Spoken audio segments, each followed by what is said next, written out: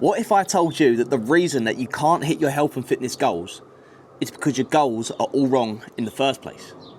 My name is Sam Gerlin. I'm the founder of Gerlin Nutrition. I'm a fully qualified nutritionist and I'm a health coach, and I harness the power of nutrition and a holistic approach to health to help people reach their health and fitness goals using performance as the vehicle to do so.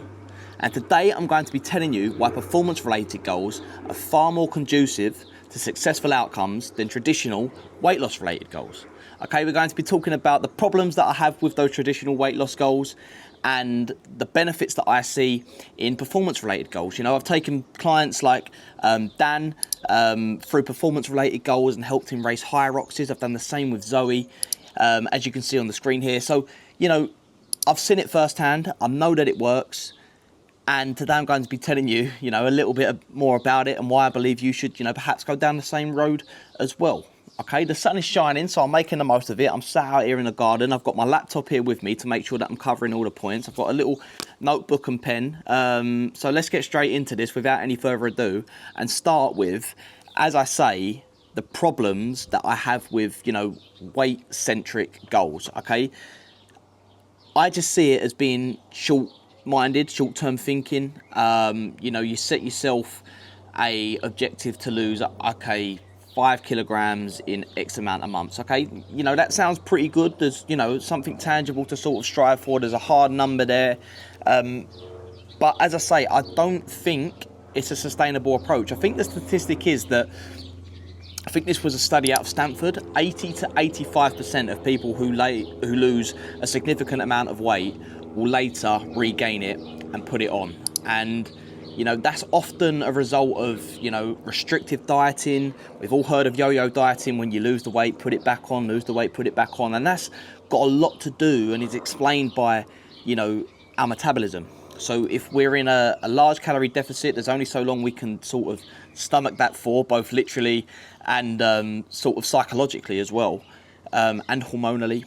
It's very, very difficult to stay in such a significant calorie deficit for an extended period of time. So again, that's where that short-term thinking comes from.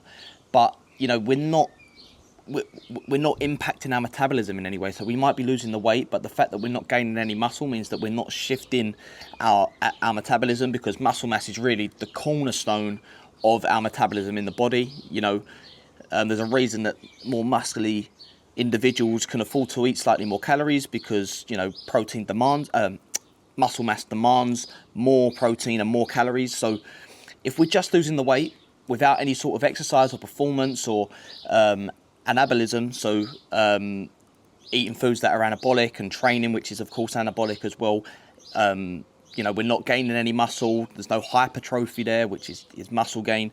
You know, we're never really going to make lasting changes. So again, that's my first real problem and issue with weight loss goals. They don't tend to sort of give that any sort of acknowledgement. They're also, as I mentioned, driven by restriction. They're pretty uninspiring. You know, you'll be sat there in the kitchen counting your calories out, counting how much, you know, protein, fats and carbs, and there is a time and a place for that. I genuinely believe that, you know, calorie counting and these sorts of things are a great tool to adopt, but they're not a long-term sustainable fix or solution to anything. You know, it becomes pretty monotonous, pretty boring. I'm sure we've all been there. And, you know, on top of that, when you're weighing yourself all the time and you see those fluctuations in weight, which come naturally with things like water retention, you know, all it takes is a slightly more sodium-rich or salt-rich meal, or a slightly higher carbohydrate meal, which draws in water, water retention, and then all of a sudden your weight goes up a kilogram and you're like, what's going on? So it's just, you know, more of a roller coaster journey, and it can sort of impact your emotions and your levels of motivation, which can deter you off track. So, you know, those numbers that you see on the scale and the numbers that you're tracking with your calories and grams of food, I just don't see how that can possibly be sustainable. It's certainly not enjoyable, and we all know that if anything is going to last, it has to be fun. You know, you have to enjoy it. So that's another reason. Yeah, again, the obsession with numbers, that sort of dejection that can come from a spike in weight can cause, you know, a bit of burnout, a bit of guilt, and that all of a sudden results in stagnation or regression, which is not what we want. You know, I'm not saying that these sorts of things can't happen. when you attach your goal to something performance related, there are going to be ups and downs. It's not going to be linear in any way, shape or form, but it's not quite as drastic because, there's other sort of metrics that you can fall back on and rely on. And it's a more holistic approach, in my opinion. And also there's no clear win, there's no real end point. Okay, so you lose the 5 kg in 6 months, then what? Because I guarantee you that you wouldn't be satisfied. Or you reach that point and then all of a sudden you stop dieting, you start eating the foods that you were previously, and you see that bounce back, that yo-yo. So, that's where it sort of comes from. There's no real clear objective or endpoint, in my opinion. Again, another client of mine, actually, I'll use Dan as the example. Again, he come to me, he wanted to lose some weight. He'd done a really great job losing weight previously. He'd gotten into CrossFit, and he signed up for a High Rocks competition. And, I thought this is fantastic. This is ideal. He's done exactly what, I would have expected of him and what I wanted him to do. And that focus on the High Rocks meant that he started running more. He started, training the stations a little bit more, and we worked together to really come to a solution where he got to a point where he wasn't even thinking about the weight anymore.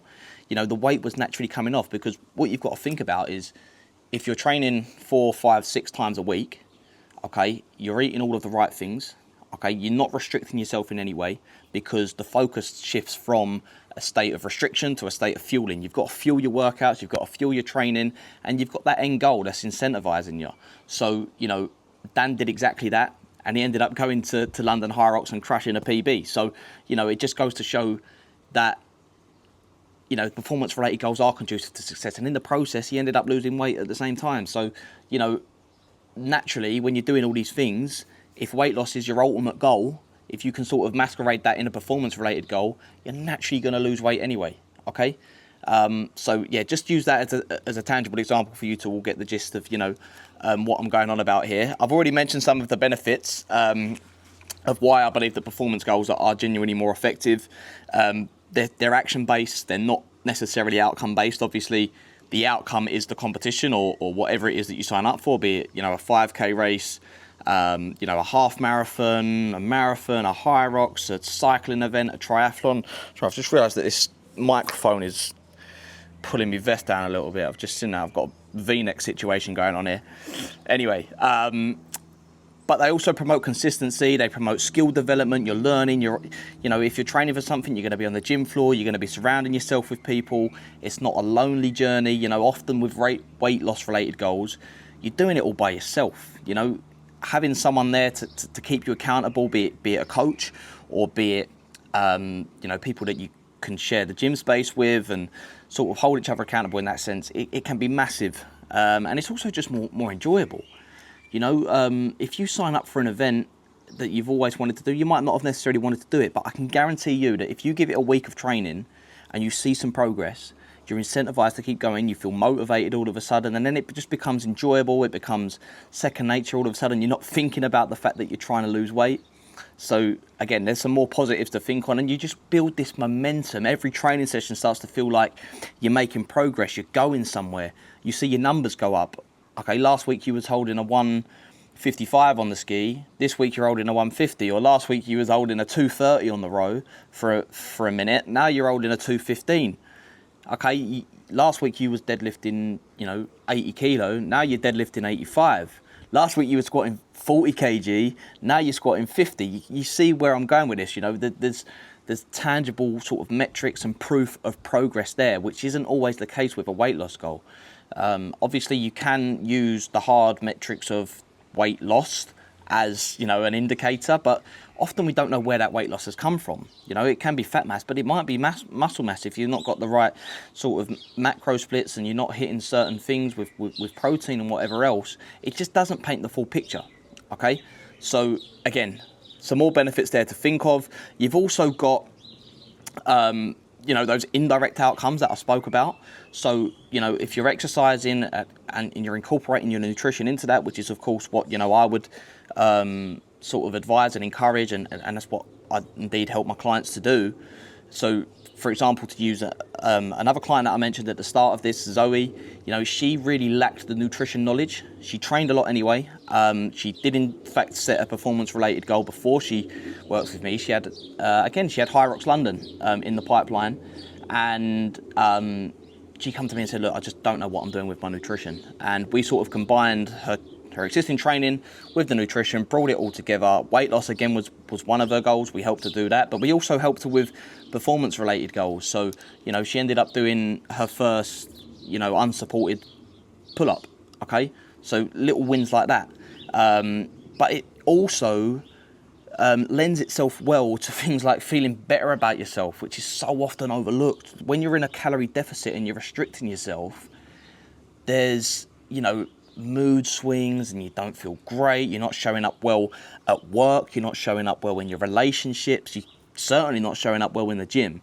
Okay, so it's about getting that right balance to help you feel more energetic, to help you feel, just better about yourself. And then all of a sudden there's a knock-on effect there and you start sleeping better, so you're recovering better. And you can see how I'm painting the picture of how it creates this positive feedback loop, this positive cycle, when you take this more holistic approach and don't fixate on the weight, as I say. You also have this identity shift, so all of a sudden you're saying to yourself, I'm someone who goes to the gym. I am someone who runs. I am an athlete. That's the approach that you can start to take. My laptop is overeating a little bit here. I might have to bear with me. I'm going to have to shift the laptop down here because it's getting a little bit hot. I don't want that. Okay, so if you see me looking down there, you know why. I want to keep on track here. Oh no, I think it's just packed up. Bear with me. Okay, there we go. Should be all right. No, it keeps switching off. Anyway, we'll crack on. I know where I'm going with this anyway. And the other one that I've already sort of alluded to and touched on a little bit is the accountability aspect. So, for myself personally, I'll use me as the example here. When I started getting into High Rocks, I met so many good people. I've travelled the world with some of these people. I've been all over, Europe and been to events with them. And it just creates this community aspect, which again reinforces this positive feeling that you can get. Weight loss can be very lonely unless you join sort of a weight loss club. But again, you can't beat the feeling when you cross a finish line, knowing that you've trained for something and worked hard and you've seen your progress and you've sort of not only reached your A goal, which might have been the performance, but perhaps your B goal was in fact to lose weight, or perhaps your A goal was to lose weight, but you used the performance as the vehicle to get there. So there's sort of different ways that you can approach it as well. But yeah, the people that you meet and the opportunities that it gives you are genuinely second to none. And that's something that should not be overlooked. Okay, now I'm going to touch on just quickly, before we round things out here, on some sort of practical tips and strategies to actually adopt, a shift towards performance-related goals. I'm going to bring the laptop back up here. It's getting really hot, so I'll run through these nice and quick. But I think it's important, okay, when you're setting a performance-related goal, to really challenge yourself. Okay, now you've got to do something that feels within your capabilities, but don't be afraid to push the boat out a little bit. If your goal that you're setting doesn't scare you, it's probably not difficult enough. The thought of me competing in High Rocks, 2 years ago or 18 months ago when I first signed up for one, 6 months in advance, it scared the shit out of me, to put it bluntly. It really did. I was like, I can't believe I'm going to do this. But you get so much from that. Now, obviously, again, it's about taking a progressive approach. So for you, it might be, okay, just doing your first 5K. You might sign up for your local park run, a 5K, and that is your goal. That is your performance-related goal. For someone who's, perhaps a little bit more experienced, it might be a marathon, it might be a ultra marathon, it might be a long-distance cycle, it might be a sprint triathlon, whatever it is. Make sure you're challenging yourself, okay? It's got to be within your capabilities, but find that balance to the point where it actually scares you a little bit. If it's not scary enough, it's probably not, the right goal for you. You need to set the boundaries nice and high for yourself to really push yourself and make sure that you're, not only keeping yourself accountable, but proving to yourself that, you can do hard things. It's really important, okay? Whether it's, I recommend an event personally, so I've touched on plenty of examples there, but you might set yourself a goal to do, a body weight deadlift in the gym. If, you know, the idea of an event is proving a little bit too daunting for you at the early stages, it might just be a matter of hitting a PB in the gym, or, you know, just running a 5K without the event attached to it. You just want to go out there and do your first ever 5K. That is a performance related goal, and one that you should consider setting, okay? Again, just to touch on some metrics that you might consider tracking instead of, you know, weight itself. You can look at times on say your running splits. You can look at the amount of reps that you're doing, distances on the run, so running volume. You might use heart rate as a metric to track. You might use, you know, something like recovery, so how well you feel yourself recovering. That can often be an indicator of progress as well. There's so many other things that you can track and measure. I've already mentioned energy, I've already mentioned mood, these more subjective and less sort of tangible metrics that, you know, go well beyond just a simple weight loss goal, so, or a fat loss goal. So there's so much else that you can lean into. And then once you've set the goal, it's, you know, considering, okay, what sort of steps can we take, or can I take to get there? You can obviously do this yourself, but I always recommend, you know, hiring a coach. I've got a coach myself who really helps me sort of, you know, keep accountable and make sure I'm turning up to the gym every day, make sure I'm eating all the right things. It really does make a difference. So, yeah, that is sort of all I wanted to touch on today. That is me sort of blurting out and explaining my sort of philosophy on the reason that performance-related goals, I believe, are so much more conducive to a successful outcome for your health and fitness than a traditional weight loss goal. So hopefully, you know, you've taken it on board and you've learned something from this, you know, a thing or two that you might take into your own training. If it has piqued your interest and it's something that you would consider, I'll leave a link in the description down below. There's no pressure to go down there and click it, but it will take you to my funnel, for full transparency, where you can learn a little bit more about my services and how I do help people like Dan, who I've mentioned, and Zoe, who I've mentioned, you know, reach their health and fitness goals, again, using performance. For them, it was high rocks, but I've had other clients race half marathons and marathons, whatever it may be, how they used those goals as a vehicle to reach success with their health and fitness. Okay, if you've made it to this point in the video, I really do appreciate you. It means a lot. I appreciate that, you know, I've just been me blurting for about 17 minutes now, 18 minutes, but it really does mean a lot if you've stuck around. So I'll thank you very, very much for watching. If you would consider it, I'd really appreciate it. Again, if you could like, comment and subscribe. I'm coming with free YouTube videos every single week now, so stay tuned. There's plenty more coming. If there's anything that you want to see, leave it in the comment section down below. I'm sure to read and reply to every single comment, so let me know what you want to see. If you've got any feedback on this video or any questions, please feel free to ask once more. I'll remind you one last time of that link in the description down below that takes you to my funnel. Again, no pressure to click it, but if you want to learn a little bit more about Dan and Zoe's story, or you want to learn a little bit about my services and how I help people reach their health and fitness goals through performance, that's where you need to go. Thanks once more for watching. I appreciate this has been a long outro, but you're an absolute legend for making it to this point. I'll see you in the next one in a bit.